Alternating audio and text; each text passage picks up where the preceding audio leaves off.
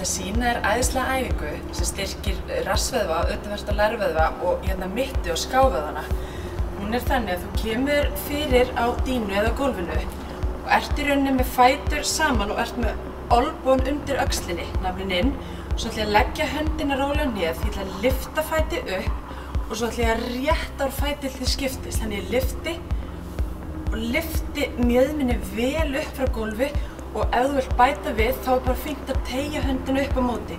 Og það rosa gott að leggja höndina ofan á hnéð til þess að búa til smá auka mótstöðu. Gerðu alveg 30 sinnum hér og þegar þú ert búin að því að þá gott að pressa hérna upp 30, ýta svolítið á móti til að taka vel utan á rassvöðva og lærvöðva. Þegar þú ert búin hér 30, að koma þá hingað upp og telja upp á 30. Þegar þú ert búin að því og þá kemur þér fyrir á hinni hliðinni, endurtekur og gott að gera þetta alveg 3 sinnum.